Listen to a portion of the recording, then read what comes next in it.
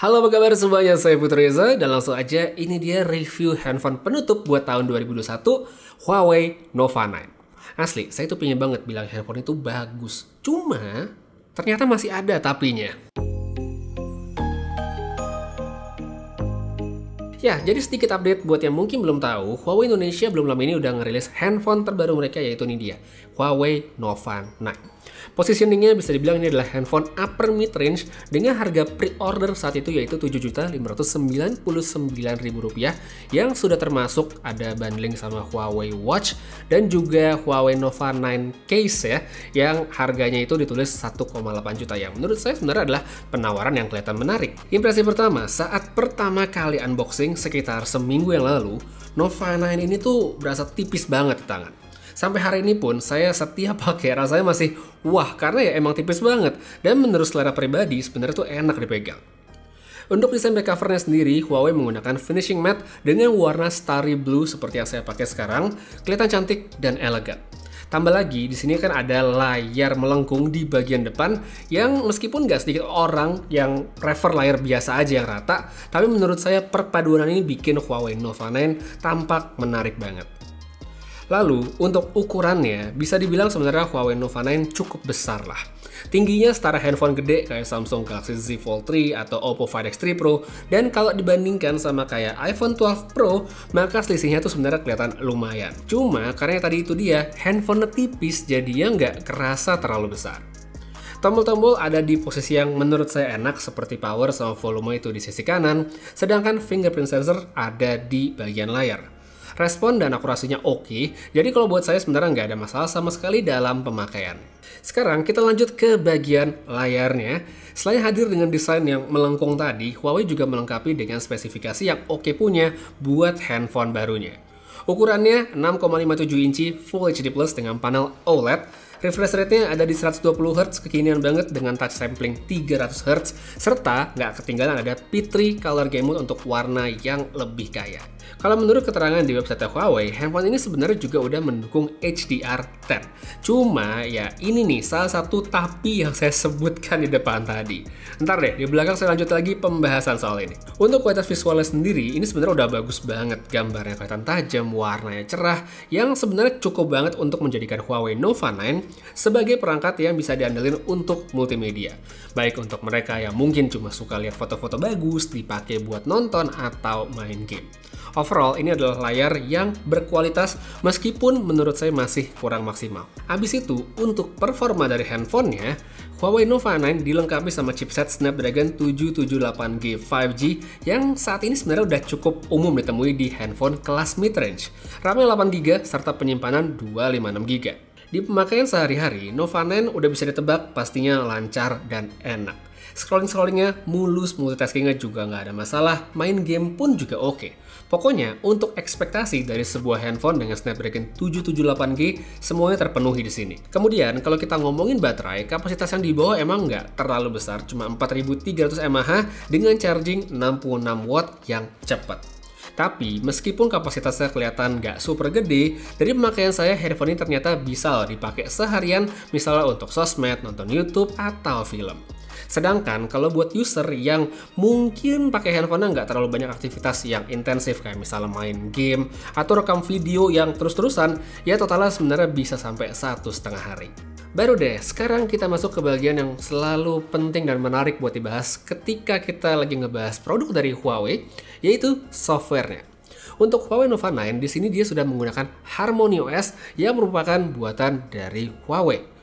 Opini saya, kalau buat HarmonyOS sebenarnya nggak berubah sih dari saat menggunakan tabletnya Huawei beberapa waktu yang lalu, yaitu ini secara tampilan masih seperti MUI yang lama, cuma dipolis sedikit tampilannya. Bagusnya, ini buat user Huawei lama tetap kelihatan familiar dan gampang dipakai. Kemudian, untuk soal jumlah aplikasi yang tersedia di app gallery-nya Huawei, ini perlu banget menurut saya dapat apresiasi karena pertumbuhannya signifikan banget dalam beberapa tahun ini. Pilihannya makin banyak, tapi nggak cuma banyak, namun aplikasi penting yang digunakan sehari-hari oleh banyak orang itu udah tersedia. Kayak di sini itu udah ada Tokopedia, TikTok, banking ada BCA, Bibit sampai Grab udah tersedia buat dipakai. Jadi Jadi nggak ada lagi tuh ceritanya handphone bagus tapi nggak bisa pesan ojek online. Untuk petanya pun juga udah ada dan siap pakai, karenanya menurut saya nggak ada masalah sama sekali untuk bagian ini. Jadi kalau dari sisi orang yang suka dengan perkembangan teknologi seperti ini, sebenarnya saya senang dengan apa yang terjadi di Huawei dan semoga kedepannya jumlah aplikasi yang bisa langsung di-download via App Gallery itu bakal makin banyak. Lalu gimana nih kalau misalnya kita mau download aplikasi yang tidak tersedia di App Gallery? Alternatif pertama ya tetap sama kayak dulu-dulu, yaitu lewat Petal Search, tapi yang baru atau yang paling nggak bisa saya pakai sekarang ada yang namanya G-Space. Nah, G-Space ini sendiri bisa di-download di App Gallery-nya Huawei, dan setelah diinstal, kita akan disuguhkan tampilan menu seperti ini. Ini adalah aplikasi-aplikasi yang umum dipakai saat menggunakan handphone berbasis Android. YouTube, Gmail, Google Drive, itu semua bisa di-download di sini. Yang bagusnya, dari adanya Google Drive, kalau dari sudut pandang saya adalah kita jadi bisa sinkronisasi chat history yang udah di-backup. Jadi misalnya pindah dari Android lain ke Huawei, proses migrasi chatnya itu jadi lebih gampang. Jadi, apakah dengan hadirnya G-Space itu artinya handphone Huawei sudah bisa menggunakan Google? Jawabannya sebenarnya ya setengah-setengah lah, karena bisa dibilang G-Space ini simpelnya adalah emulator untuk Google di handphone Huawei. Kita bisa download berbagai macam aplikasi yang ada di Play Store karena memang ada tempatnya, tapi meskipun sebagian bisa dipakai, tapi ada sebagian juga yang nggak bisa dipakai. Dari percobaan saya, yang nggak bisa dipakai itu umumnya adalah aplikasi game. Game kesayangan saya kayak Kapten Tsubasa itu nggak bisa karena selalu crash saat dibuka. PUBG New State yang saya download lewat sini pun juga nggak bisa dan muncul notifikasi karena kita menggunakan program emulasi. Karenanya aplikasi apa yang bisa dipakai serta nggak bisa dipakai lewat G-Space kalau menurut saya emang perlu dicoba sendiri supaya tahu, karena ya mungkin aplikasi ini nggak bisa tapi nggak guna buat suatu orang, bisa berbeda sama user yang lainnya. Oke, jadi ini sedikit tambahan juga terkait G-Space dan terkhusus buat mereka yang suka main game di handphone.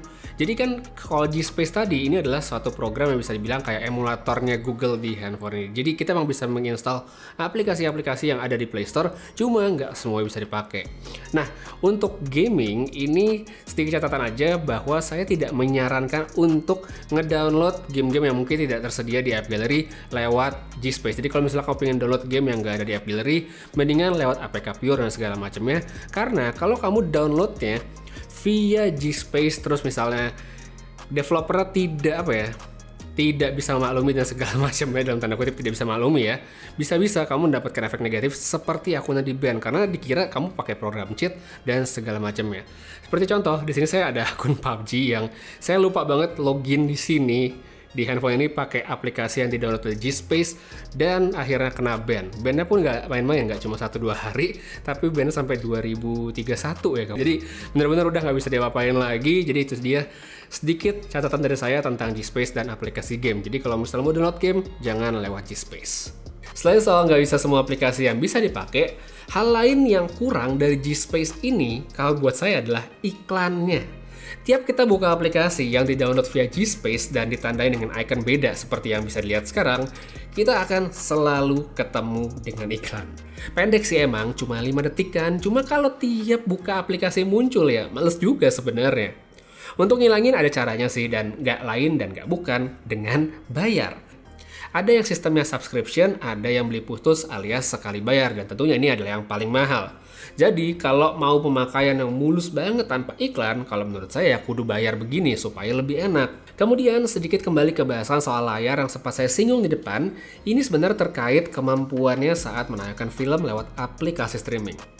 Secara specs, Huawei Nova 9 sudah mendukung HDR10, tapi sayangnya ini tuh belum bisa dipakai pada aplikasi-aplikasi streaming populer.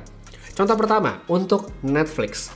Jika kita download aplikasinya via Petal Search, maka kualitas tayangannya hanya mentok di SD alias Standard Definition. Kabar baiknya, ini sebenarnya masih bisa diakalin dengan download Netflix via G-Space, dan tara, kualitasnya naik jadi Full HD, meskipun dukungan HDR-nya masih belum muncul. Nah, di sisi lain, di sini saya mencoba dengan handphone Android dengan spesifikasi layar yang bisa dibilang nggak terpaut jauh, bahkan mirip sebenarnya, tapi tersedia settingan sampai resolusi 4K. Lebih tinggi sekalipun memang layarnya tidak sampai di 4K, cuma paling tidak ada settingannya. Jadi memang agak berbeda ya apa yang bisa kita dapatkan di Huawei Nova 9 dengan handphone Android yang umum dipakai. Satu lagi yang pengen saya omongin juga adalah soal gaming, karena saya juga suka main game di handphone, dan ini terkait dengan app galerinya Huawei. Di sini bisa dilihat ya, pilihan game yang tersedia dan bisa di-download itu sebenarnya makin banyak. Saya pun udah coba download beberapa, cuma ada satu game yang saya juga suka mainin misal lagi pakai Android atau iOS. Yaitu di sini adalah namanya gamenya itu adalah Punishing Gray Raven. Ini menarik banget sebenarnya gamenya karena dia masuk sebagai Game of the Week di app galerinya Huawei game minggu ini. Cuma anehnya ketika di tab bagian unduh dia nggak bisa. Saya bingung ini kenapa dia nggak bisa. Saya pikir ya udah mungkin ini banner ada masalah atau gimana. Terus saya mencoba cara lain yaitu dengan ngetik nama gamenya di kolom search dan ternyata gamenya juga nggak tersedia. Jadi ini gamenya ada atau enggak sih di app gallery? Dan bikin bingung untuk sebuah judul yang dikasih titel sebagai game minggu ini, Game of the Week, tapi nggak bisa di-download. Menurut saya itu agak aneh. Jadi mungkin ini adalah satu hal yang perlu ditinjau lagi oleh Huawei ketika masukin aplikasi di app gallery-nya. Jangan dikasih nama Game of the Week, tapi nggak bisa download, karena menurut saya itu aneh banget. Dan satu lagi, seperti biasa, ini adalah bagian kamera. Kalau mengingat track record Huawei dalam beberapa tahun terakhir yang punya kamera bagus, ekspektasi itu jelas ada untuk handphone ini. Lihat dari segi specs, Huawei Nova 9 tampak menarik banget dengan resolusi 50 megapiksel di kamera utamanya, kemudian ditemani sama lensa ultra wide, ada sensor depth, dan makro ngelengkapin sistem 4 kamera di bagian belakang. Untuk di depan, cukup satu kamera aja yang dipakai, resolusinya pun cukup besar 32 megapiksel dan support perekaman video hingga resolusi 4K. Buat mode foto yang tersedia, bisa dilihat seperti sekarang ini, cukup banyak variasinya, jadi apapun preferensi foto yang dimau harusnya udah terpenuhi di sini. Oke, langsung aja kita ngebahas hasil fotonya. Mulai dari lensa wide atau lensa utama, di sini hasilnya menurut saya bagus pada kondisi cahaya yang baik seperti outdoor siang hari. Warnanya vibrant, kontrasnya juga oke, dan ketajaman yang baik meskipun kadang-kadang agak sedikit kelihatan oversharpen, tapi ya menurut saya masih oke banget dan bisa jadi kamera yang diandelin seperti misalnya lagi liburan. Nggak perlu banyak edit, fotonya udah siap buat langsung diposting. Habis itu, untuk lensa ultrawide, seperti biasa, ini bisa jadi alternatif yang bagus untuk mendapatkan angle yang lebih lebar, tapi di Huawei Nova 9 ini performanya, khususnya untuk bagian warna, menurut saya agak kurang. Kalau dibandingkan dengan lensa utama, hasil dari lensa ultrawide punya perbedaan warna yang cukup signifikan. Gak jarang, kayak kelihatan fotonya itu diambil dalam dua waktu yang berbeda, padahal enggak. Paling sering kelihatan tuh buat warna cerah seperti biru langit atau hijau di area rumput. Jadi untuk dapetin hasil yang optimal untuk diposting, menurut saya ini perlu untuk diedit lagi. Oh ya, handphone ini juga sebenarnya menyediakan tombol untuk zoom dengan pilihan 2x dan 10x, sekalipun emang nggak ada lensa tele. Untuk 2x menurut saya hasilnya masih oke buat dipakai, tapi untuk yang 10x mendingan jangan disentuh kecuali perlu banget.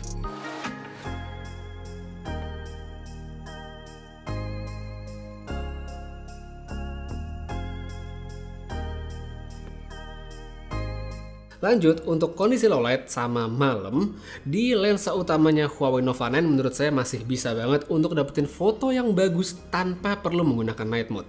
Mayoritas hasilnya masih oke banget selama nggak terlalu gelap. Kalau gelapnya agak lebih, kamera itu jadi cenderung maksa dan justru bikin hasilnya nggak optimal.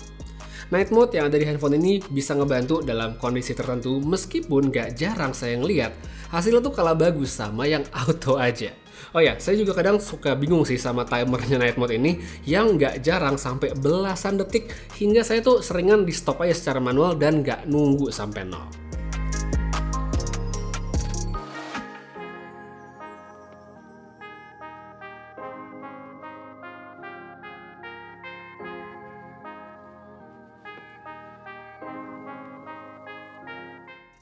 Berikutnya kita masuk ke bagian video dari Huawei Nova 9. Resolusi tertingginya itu bisa direkam pada 4K 30fps atau 1080p 60fps baik dengan kamera depan maupun belakang. Ini menurut saya udah oke banget.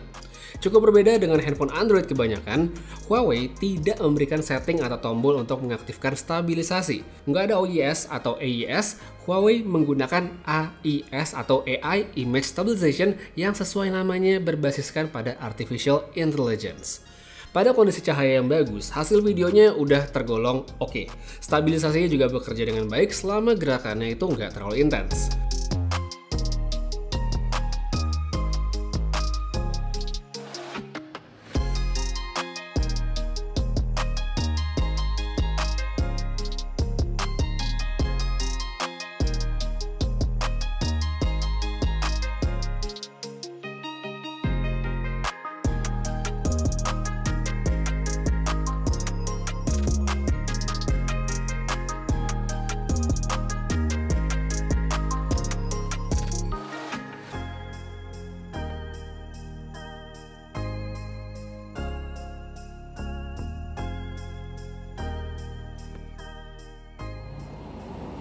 Ya, jadi ini dia kamera depannya. Huawei Nova 9 video 4K, kondisinya siang hari, outdoor, dan oke banget sebenarnya pencahayaan. Jadi langsung bisa lihat tadi kamera belakang, kamera depan udah. Sekarang kita pindah ke kondisi low light malam hari. Sedangkan kalau kita pindah ke kondisi malam, satu hal yang mungkin tidak disukai oleh beberapa orang atau sebagian orang adalah flare kalau ketemu lampu. Secara gambar ada penurunan kualitas tentu saja dibandingkan saat kondisi terang. Stabilisasinya juga berdampak pada gambar yang nggak terlalu mulus ketika dipakai saat jalan. Untuk sampelnya bisa lihat langsung aja berikut ini.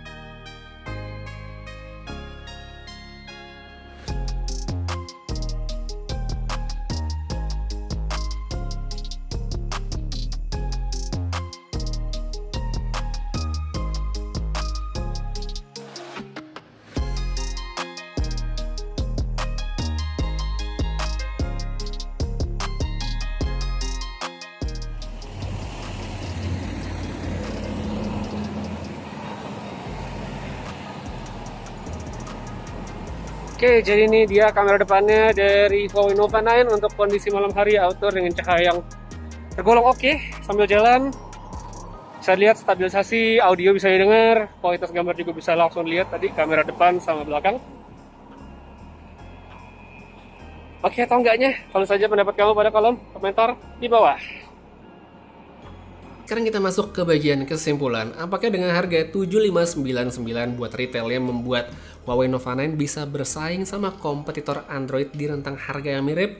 Kalau menurut saya, secara specs dan experience, mostly atau secara umum ini bisa bersaing. Handphonenya bagus, speknya oke, pengalaman makainya pun juga sebenarnya nyaman-nyaman aja. Cuma, seperti yang tadi saya bilang di awal, masih ada tapinya, dan tapinya masih di soal software ya, walaupun sudah berkembang jauh sekali dibanding sebelum-sebelumnya, jauh lebih nyaman, jauh lebih mudah, cuma tetap saja masih tidak se-oke jika kita menggunakan handphone Android yang generik. G-Space emang ada, bisa ngebantu banget, cuma yaitu tadi, nggak semua aplikasi bisa kita pakai sebagaimana seharusnya jika kita menggunakan handphone Android. Jadi ya itu aja sebenarnya kekurangan dari saya.